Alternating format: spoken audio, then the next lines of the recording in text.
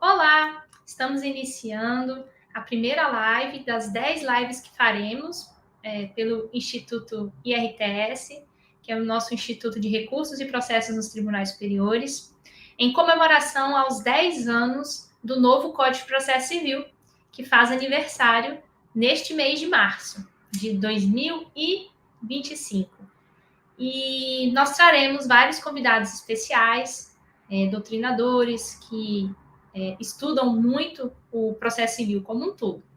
Nessa primeira live, estamos hoje com o Dr. Daniel Martins, que é um advogado e tem uma atuação junto aos tribunais superiores muito grande.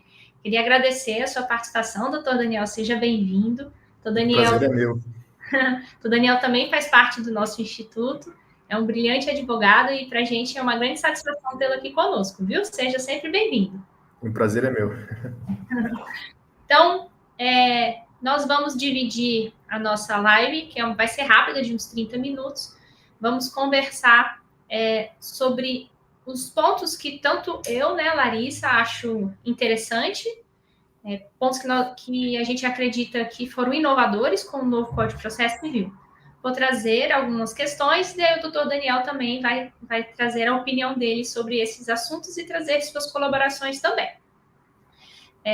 O que eu achei muito interessante com o novo Código de Processo Civil? Foi essa questão da implementação de um sistema de precedentes, né? Antes do novo Código de Processo Civil, os precedentes, que são os julgados realizados pelo STF e STJ, que tem um quórum qualificado, que devem ser seguidos, de certa forma, pelos tribunais de origem, eles tinham apenas um papel argumentativo. O que isso quer dizer? Quando o advogado citava na sua petição inicial, ou lá na apelação, já tem uma decisão do STJ nesse sentido, ou uma decisão do STF em tal sentido, o juiz de primeira instância e de segunda instância, ele não estava vinculado à aplicação daquele precedente. Seguia-se sempre o princípio do juiz natural e ele julgava conforme o seu entendimento próprio. Hoje, muitos magistrados ainda seguem essa linha, né, de entender que essas decisões dos tribunais superiores, mesmo com um quórum qualificado, seja com repetição geral ou repetitivos, eles ainda não seguem esses precedentes, mas deveria seguir, porque, no meu entender, foi inaugurado com o novo Código de Processo Civil esse objetivo de transformar o precedente em como se fosse uma vinculação com efeito erga omnes aos tribunais superiores, objetivando segurança jurídica, igualdade de tratamento nas teses e entre as partes, dentre outros, né? E o que foi que eu percebi durante esses últimos 10 anos? Foi implementado o sistema. No STF, me parece que eles aplicam bastante. E qual é a forma de se aplicar isso, no meu entender?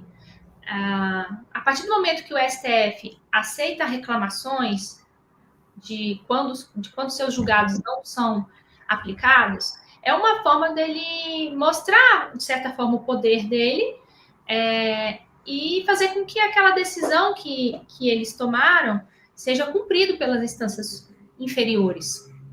O STJ, aí vai uma crítica, ele tem ido em contramão a forma como o STF tem encarado essa questão. Por que eu digo, né, a contramão? Ele julgou, há um tempinho atrás, a reclamação 36476 de São Paulo, e eles entenderam que não é cabível reclamação contra decisões que são contrárias a decisões em recursos repetitivos. Ao, assim, julgar, a impressão que me deu é como se eles estivessem tirando o próprio poder deles. Eu sei que eles têm uma preocupação de começar a receber milhares de reclamações e terem que julgar tantas reclamações sobre o assunto, mas o fato é que o novo Código de Processo Civil trouxe essa nova forma de pensar o processo civil, né? nós temos, a princípio, a gente vem da tradição do civil law, e você conseguir implementar essa nova forma de pensar, de julgados por intermédio de precedentes, de uma cultura do common law. Então, é como se no Brasil nós tivéssemos uma mistura entre o civil law e o common law. E, então, estamos num momento muito grande de transformação.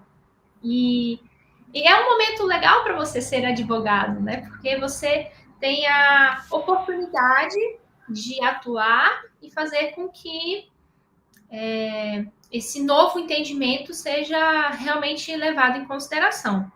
Aí, para vocês terem uma ideia de como o STJ não estava querendo reclamação de jeito nenhum de recursos repetitivos, que tinha até uma proposta de súmula vinculante, dizendo, não é cabível reclamação de decisões em recursos repetitivos. Aí essa questão foi tirada de julgamento, e eles resolveram amadurecer, conversar mais sobre a questão, e isso vai ser julgado, isso aconteceu no semestre passado, né, no segundo semestre de 2024, e essa questão vai ser julgada aí nesses próximos meses.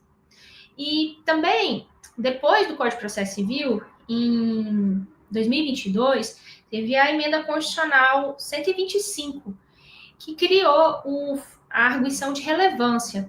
Então, eu acredito que o STJ deve repensar essa forma de julgar e, em especial, com a implementação da arguição de relevância, mudar a forma de atuação de forma a aceitar realmente reclamações, sejam de recursos repetitivos ou até de questões referentes à arguição de relevância. Então, esse é o primeiro ponto que eu penso que é um dos mais importantes que aconteceram com o novo Código de Processo Civil. E aí o doutor Daniel também tem as suas contribuições, né, doutor Daniel? O que você tem achado? Primeiramente, gostaria de cumprimentar a nossa presidente, fundadora do Instituto. Também gostaria de cumprimentar todos que nos acompanham. E estou completamente alinhado com a doutora Larissa em relação aos precedentes qualificados aqui no Brasil e a força vinculante que o CPC conferiu a eles. A gente pode ver que o 927, ele fala em deverão observar, e bota nos incisos os julgados que devem ser. Então, isso a doutrina e o próprio STJ Supremo são bem contundentes no sentido de que é suficiente para ter uma vinculação obrigatória. Mas o que eu queria trazer a atenção aqui foi um entendimento que eu acho que é bem recente, que mostra essa força dos precedentes vinculantes e essa inércia que vem se ganhando, no sentido de que o tema 100 do STF, ele reconheceu a possibilidade de, por simples petição, você rescindir uma coisa julgada nos juizados especiais que seja contrária a precedente vinculante do plenário do STF. O artigo 59 da lei dos juizados especiais, ela fala que não cabe ação rescisória em um título executivo do juizado especial. Então, assim, a princípio, o STF teria que declarar essa lei inconstitucional, mas não. O que o ministro Barroso fez, que era o relator? Ele disse que poderia fazer uma interpretação do artigo 59 conforme a Constituição, e trazendo a possibilidade de se rescindir por petição simples, não uma ação rescisória, mas na prática acaba sendo uma ação rescisória, a coisa julgada. Inclusive também a possibilidade de, no cumprimento de sentença, a parte que tenha um precedente que seja uma coisa julgada que seja contrária a seus interesses e também contrária ao precedente do STF, ela pode fazer impugnação, cumprimento de sentença, por simples petição. Então, isso para mim é uma coisa bem que mostra a eficácia dos precedentes e a força dos precedentes que os tribunais superiores estão conferindo, e mostra também como é um vício muito grave você descumprir um precedente qualificado. No caso, o tema 100 se limita a decisões do STF. Ele usa até como argumento que a inconstitucionalidade reconhecida pelo STF de alguma determinada questão jurídica ou constitucionalidade, ela é uma questão tão qualificada que justificaria esse posicionamento. Mas eu acredito que, até com o filtro da relevância que a doutora Larissa trouxe, eu acredito que há, possivelmente, a possibilidade de, no futuro, o STJ ou o próprio STF ampliarem essa possibilidade de rescisão. Nesse caso, teria que ser, a princípio, um julgado do Supremo conferindo isso para o STF, para o STJ, essa força para o STJ, porque não cabe RESP, né? Via de regra do recurso especial, dos juizados especiais, não cabe recurso especial ao STJ.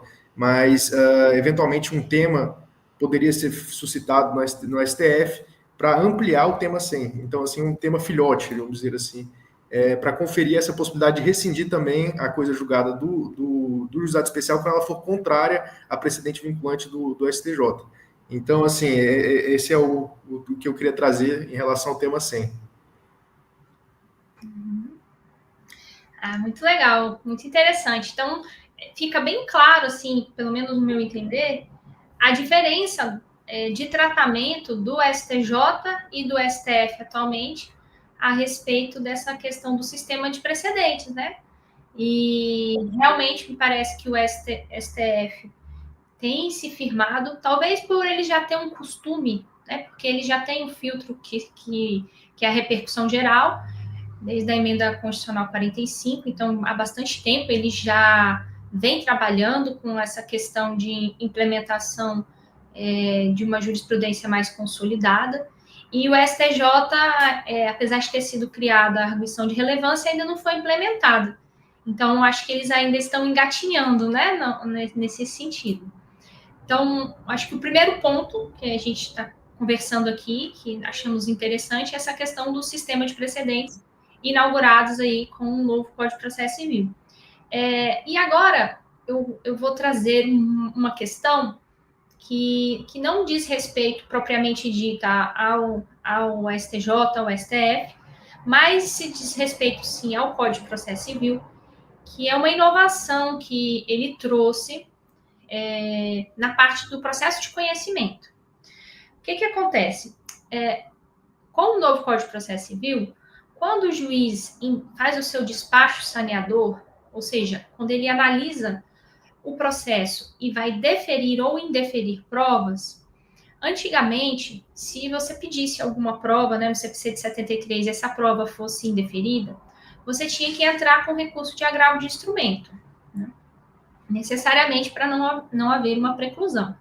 Com o novo CPC, foi instituída uma nova forma. Se o juiz indeferir o seu pedido de prova, você pode simplesmente, em 5 dias, esse prazo está previsto lá no código, pedir esclarecimentos sobre o indeferimento da prova.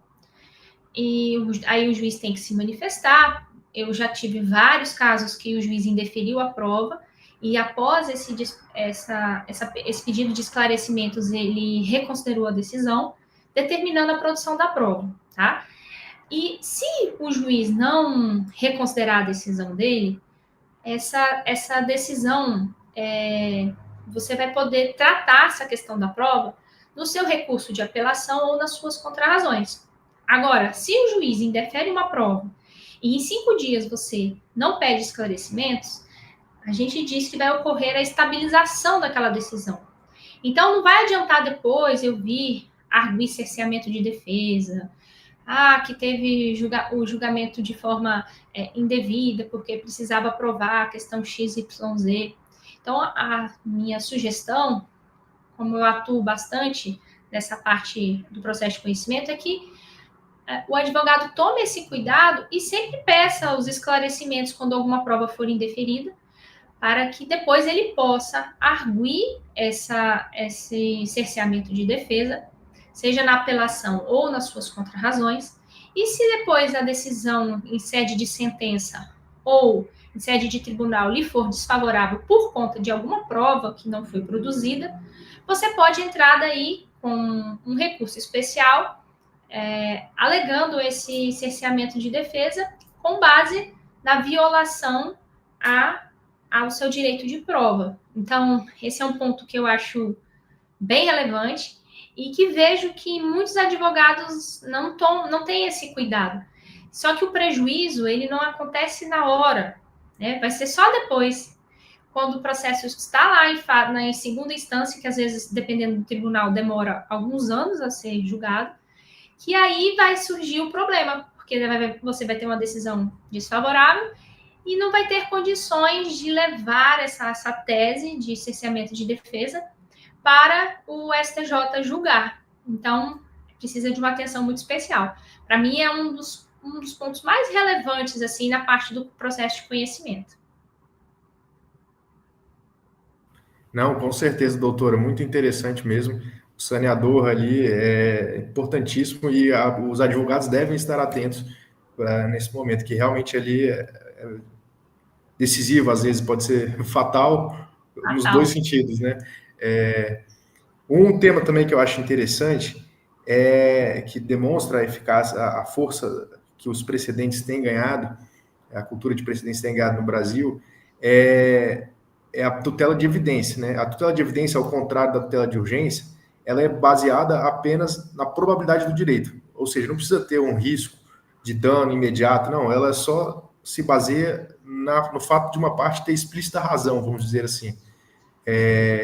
Então, ao contrário, então a tutela de evidência no CPC, ela trouxe uma hipótese muito interessante, que é você poder conceder a tutela de evidência quando se tem prova documental e um repetitivo no STJ ou no STF favorável a uma tese vinculante sobre o rito dos repetitivos, favorável à pretensão da parte. Então, isso é muito interessante, porque você inverte o ônus do processo. Querendo ou não, o processo ele tem um ônus. O tempo, a espera. Então, quando você concede uma tutela de evidência com base no precedente qualificado e na prova documental apresentada, você inverte o ônus do processo em favor da parte que tem a tese nos tribunais superiores favorável à sua pretensão. Então, assim, eu acho que é uma hipótese também bem interessante e que mostra a intenção do legislador em conferir, em aderir à cultura de precedentes. Uhum. Sim, sim. Isso é muito, muito interessante e relevante. Bem, o que a gente tinha anotado aqui para conversar, né, doutor Daniel, seriam esses 4 pontos que nós achamos bem, bem interessantes. Lógico que o Código de Processo Civil, ele trouxe inúmeras e inúmeras questões que estão sendo julgadas aí pelos tribunais superiores. Tem questão de litigância predatória. Outra questão que eu achei muito, muito especial com o novo CPC é a questão dos honorários de sucumbência, em especial da Fazenda Pública, que é escalonado, né, dependendo do valor da causa. Acho que isso ajuda bastante. E essas questões de honorários advocatícios estão sempre em voga. Uma hora a advocacia consegue ganhar, dali a pouco vem uma decisão tirando os nossos honorários, e praticamente as questões acabam desaguando lá no STJ ou no STF para discutir a aplicabilidade dos honorários de sucumbência.